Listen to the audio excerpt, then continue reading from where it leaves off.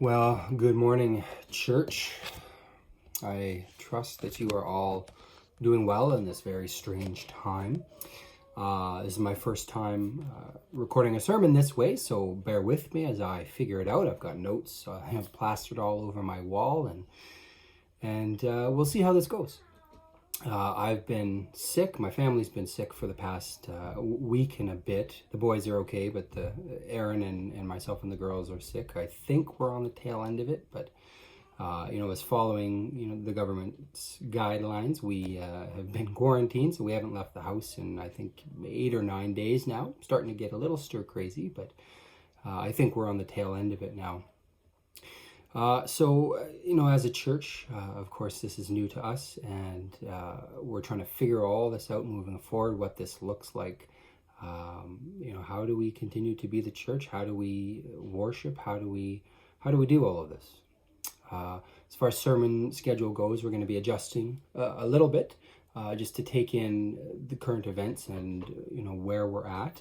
But at the same time, I still want to maintain that focus. I still want to go through the Gospel of Luke and look at what does it mean to be the hands and feet of Jesus. And maybe that is more applicable now than ever.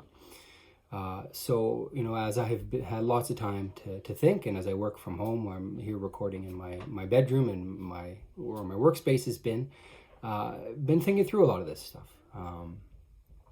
Thinking through how it seems like much of the world is built on anxiety. I mean, we see it everywhere. Right? Even just when things are normal, people rushing to get to work on time or to hand that report in on time.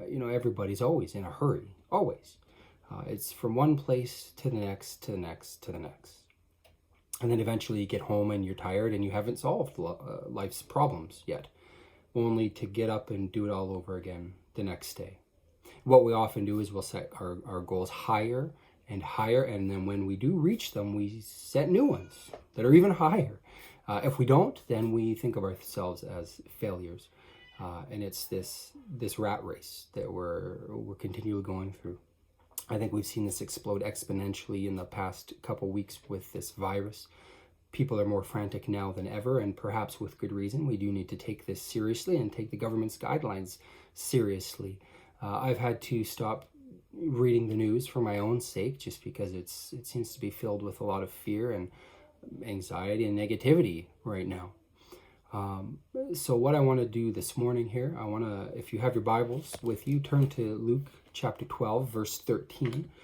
This is a passage that I think is familiar to all of us, and I think it's more applicable now than ever. Maybe as all this happens, maybe as you go through all of this, maybe you're fine. Maybe you have no anxiousness. Maybe you're not worried. Maybe you have no issue trusting God. But maybe you're not. And maybe you are just this ball of anxiety and stress right now. Regardless, I want to look at this, and I hope and trust that it will be helpful for you as we continue to go through this. So Luke chapter 12, verse 13. Someone in the crowd said to him, "Teacher, tell my brother to divide the inheritance with me." Jesus replied, "Man, who appointed me a judge or an arbiter between you?" Then he said to him, "Watch out, be on your guard against all kinds of greed. Life does not consist in an abundance of possessions." And he told him this parable. The ground of a certain rich man, yielded an abundant harvest. He thought to himself, "What shall I do? I have no place to store my crops." Then he said, "This is what I'll do. I will tear down my barns and I'll build bigger ones. And there I will store my surplus grain. And I'll say to myself, you have plenty of grain laid up for many years. Take life easy. Eat, drink, and be merry." But God said to him, "You fool, this very night your life will be demanded from you. Then who will get what you have prepared for yourself? This is how it will be with whoever stores up things for themselves but is not rich toward God." Then Jesus said to his disciples, "Therefore, I tell you, do not worry about your life, what you will eat, or about your body, what you will wear. For life is more than food, and the body more than clothes. Consider the ravens. They do not sow or reap. They have no storeroom or barn, yet God feeds them. And how much more valuable you are than birds. Who of you by worrying can add a single hour to your life? Since you cannot do this very little thing, why do you worry about the rest? Consider the wild flowers and how they grow. They do not labor or spin, yet I tell you, not even Solomon in all his splendor was dressed like one of these. If that is how God clothes the grass of the field, which is here today and tomorrow is thrown into the fire, how much more will he clothe you, you of little faith? And do not set your heart on what you will eat or drink. Do not worry about it. For the pagan world runs after such things, and your Father knows that you need them. But seek his kingdom, and these things will be given to you as well. Do not be afraid, little flock, for your Father has been pleased to give you the kingdom. Sell your possessions and give to the poor. Provide purses for yourselves that will not wear out, a treasure in heaven that will never fail, where no thief comes near and no moth destroys. For where your treasure is, there your heart will be also." So Jesus, his warning here, it shows us that nothing has changed. Right? For all human history, mankind has faced the same issues, the same problems. Even when we look at viruses going around and pandemics, again, it's nothing new. What's important to note here is who Jesus is speaking to. We have to get that context. His listeners only had just enough to live on each day. They had maybe one extra garment. They did not have a closet full of clothes like you and I do. And many of them were just one disaster away from destitution, right? If the primary breadwinner got sick or died, then they'd be done for. They'd be homeless, be out on the streets. They'd have nothing. Who he's not speaking to here is those who are worried about which holiday to take next, or which vehicle to buy. In a sense, he's not speaking to you and I, right? We have an abundance. We live in a time of wealth. And yet at the very time, this message cuts even deeper because of where we are, and how much more then we should trust and not worry because of how well we are provided for, even in times like this. See, as with all of Jesus' teachings, they go deep into the heart of who we are as a people, and they challenge our worldviews. When we look at what's actually going on in this passage, we begin to see how it starts is with the two brothers. They're arguing over this inheritance, and this wasn't anything new for the time. Many Jewish people during the first century, they viewed the Holy Land much like it's viewed today, in that it's a symbol for Judaism. And so families, they often clung to their inheritance, both for religious reasons as well as economic ones. And yet Jesus came with a message to change all of that. The people, they expected a Messiah to come and sit on the throne and rule Israel and beef up Israel's defenses. But God wasn't going to do that. Instead, he had a different plan. He came in the flesh, in the person of Jesus, to shower grace upon all races and nations. Yet despite this, what we see is Israel was in danger of becoming like the man in the parable that followed. Right? They wanted security. They wanted enough possessions to last them a long time. And we all fall into that trap, do we not? We all want security. I mean, just look at the news the past few weeks. You look at all the hoarding of food and toilet paper. People do it. Why? Because they want to feel secure. And yet, despite that, what does God say in the parable? What does he say to the man? What does he call him? He calls him a fool. Why? Because life isn't like that. There's no true security in possessions, in hoarding food. It's a false sense of security. And so as we move into the narrative, we get to the main point, and Jesus begins right with it in verse 22. He says, therefore, because of everything he's just said, don't worry. And see, he says it in such a way that the grammar implies that we are to be in a constant state of being free of anxiety. And I don't need to tell you that that is not an easy thing to do. I mean, who can do that? Who can live every day, aside from a very small few, free of anxiety and worry and stress? Who can fully, wholly trust God that way? I mean, it's an issue that all the men and women throughout all of the Bible have struggled with. Same one that you and I struggle with is trusting God, not worrying. Especially when things like pandemics come up or economic collapse. So the primary things that Jesus touches on here, of course, as we read through, are food and health and clothing. The first example he gives is with the ravens, and it's an interesting choice because ravens were unclean animals. And so that choice of using that animal to look at is significant. But the point is made. They come and go, they don't plant, they don't store grain, and yet God takes care of them. And so if these are unclean animals, they're not viewed very highly, and God takes care of them, and how much more will God take care of you?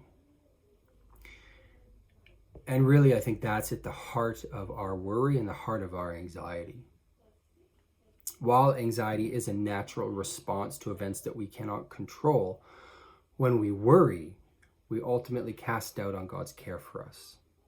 And that's something that I've struggled with every day. When we worry, we're either believing that God is a liar and that his word is untrue, or we're believing that we're worthless and that he doesn't care for us, or some combination of both. The second example Jesus gives is how the lilies of the field, how they grow, how the wild flowers grow. And the point is the same as the first, that if God cares even for the grass, then how much more does he care for you? Think about that. Meditate on that. Do you believe that? N.T. Wright, he has a really good commentary on Luke. It's brief, but it's to the point.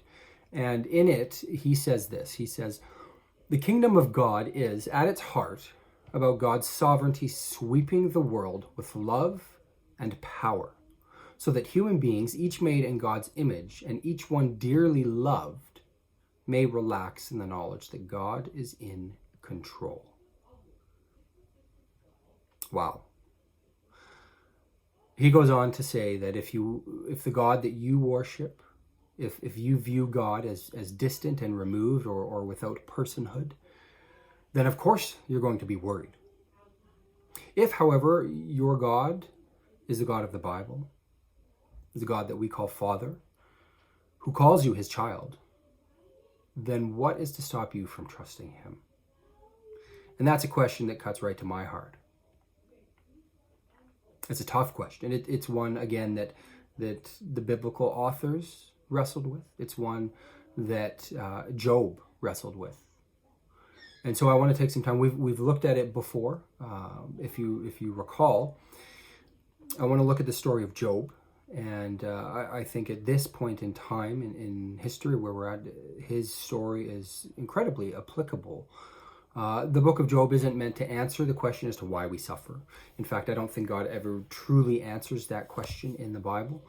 The book of Job, the point is more centered around the question of whether or not we can trust God's wisdom. And there's a central question at the heart of the book is this. Is God just? And so if you still have your Bibles with you this morning, turn to the book of Job. We're just going to read the first couple of verses of chapter 1 because it sets the stage, sets the theme for the rest of the book. So Job, chapter 1, verse 1, says, in the land of Uz there lived a man whose name was Job. And this is the important part. This man was blameless and upright. He feared God and he shunned evil. So we have to remember that moving forward. He had 7 sons and 3 daughters, and he owned 7,000 sheep, 3,000 camels, 500 yoke of oxen, and 500 donkeys. And he had a large number of servants. He was the greatest man among all the people of the East. And so we see right away that Job is righteous. And throughout the story of Job, we're told that he did nothing to deserve the suffering that he experienced. We're told that it was not divine punishment. And that's important as we move forward through all of this. We have to remember that. Sorry, bear with me. I've got notes again everywhere. I'm trying to sort through. So, again, Job is righteous. And if you know the story, we're just going to recap it, so bear with me. There's this scene in heaven, and the angels present themselves to God. Along with them come the accuser or the adversary, or as we use the name Satan. He came with them, and God asks him where he's been, and he responds in that he's been roaming the earth. And it's the Lord then who asks Satan, have you seen Job? Have you seen my servant? There's no one like him. And Satan then proceeds to tell God that, well, Job only worships you because he's rich and, God, you've blessed him immensely. And so if you take all that away, he's going to curse you. And so for whatever reason, God allows this to happen. And as we read on, everything is taken away from Job. His children are taken away from him, his livestock, all his wealth, all of it. They're all taken away.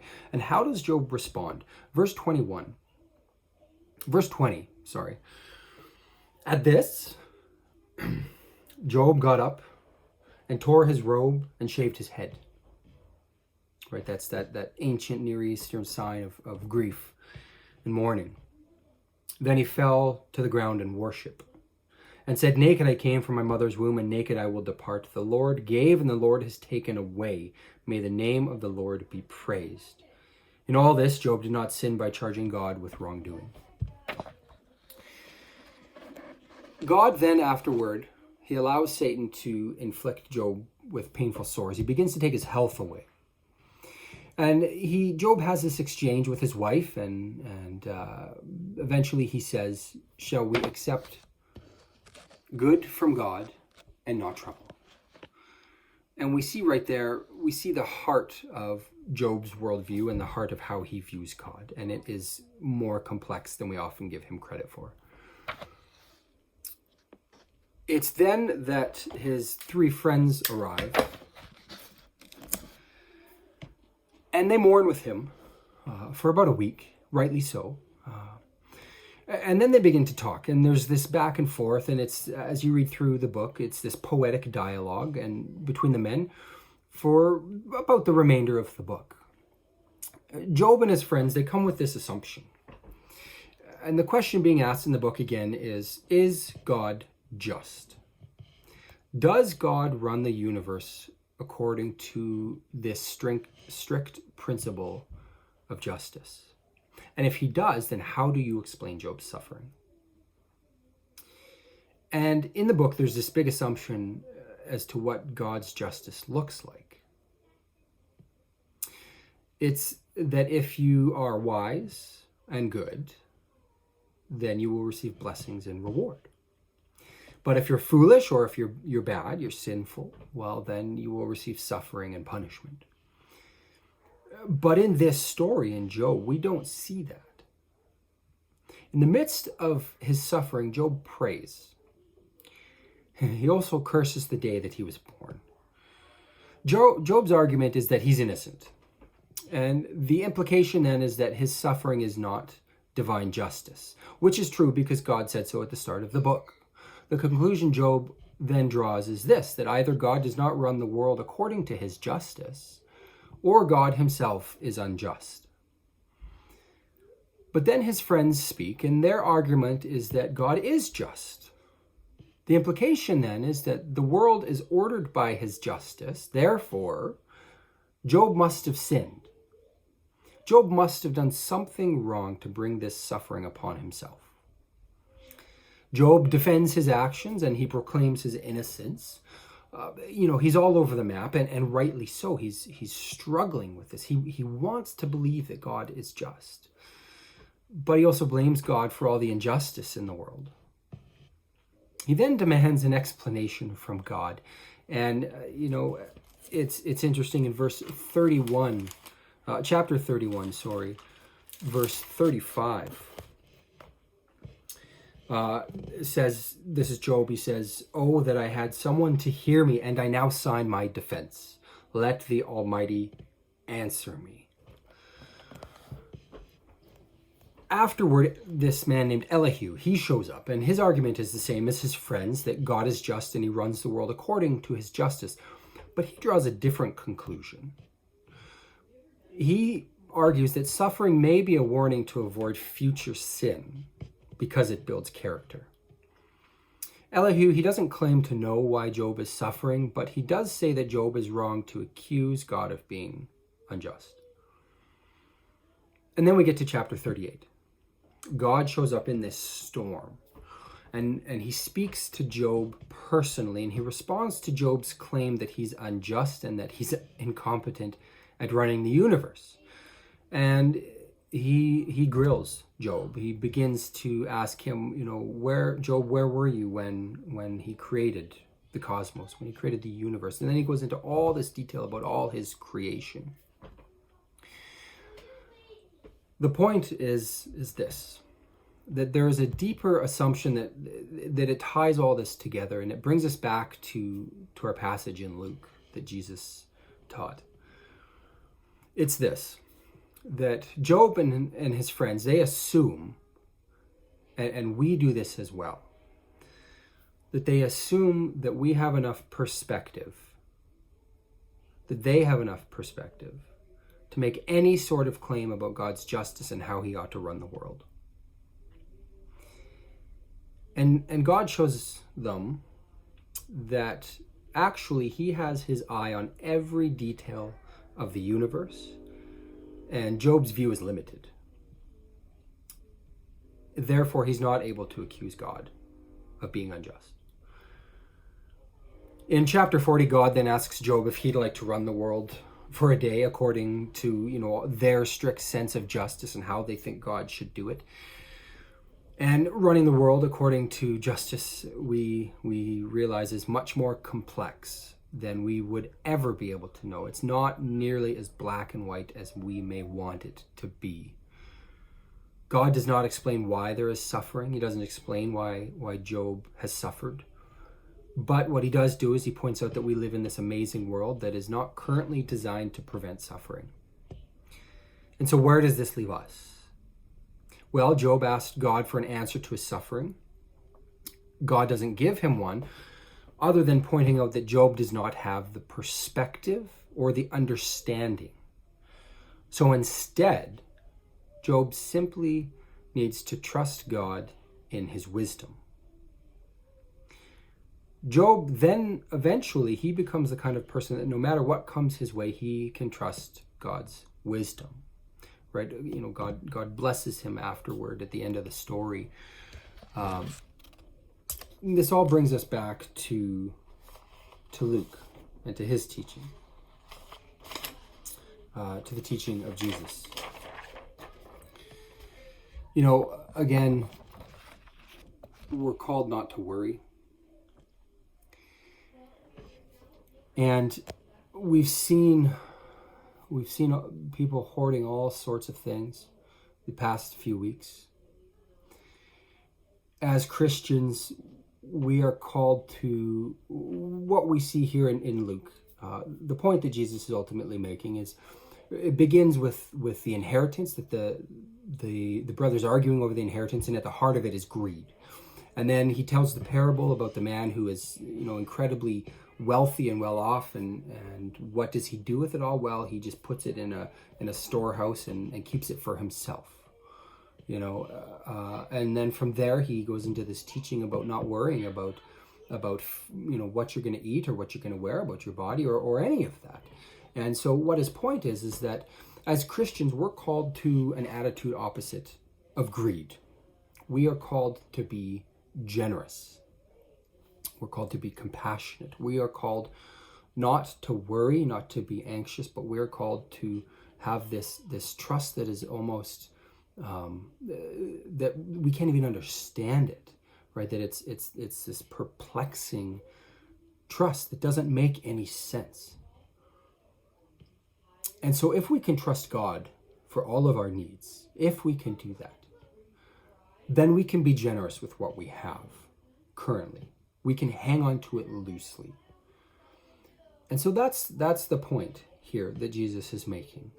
You know, it's twofold. It's to trust God, and again, that's very applicable in the times that we're in. There's a lot of uncertainty moving forward. And at the same time, it's very applicable because as Christians, we are to be generous. We are to hang on to what we have loosely. And so if we can trust God to take care of us, then we can be generous. That's the point. And so you know, that may seem overwhelming. The times that we're in may seem overwhelming. And so what I encourage you to do, and many of you are doing a phenomenal job at it, to be generous with one another, to care for one another, to love one another. What we can do is even just the small things, right? Pick a neighbor to take care of, to see if they need anything. One or two neighbors even, to see what they need, and go from there. We're trying to figure all this out moving forward. What we've seen, I think now more than ever, what we've realized is what the church is. It's not a building. Again, it's the people. And so we don't stop being the church just because we cannot come together every week in person. We are still the church.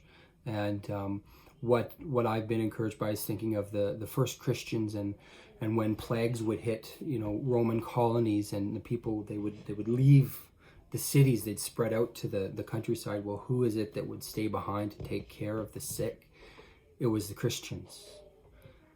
And so I leave that with you. I leave you know, this message from Christ about not being anxious, not worrying, and instead of doing that, trusting God, and instead of being greedy in this time and hoarding, we're to be generous. And so I leave that with you this morning.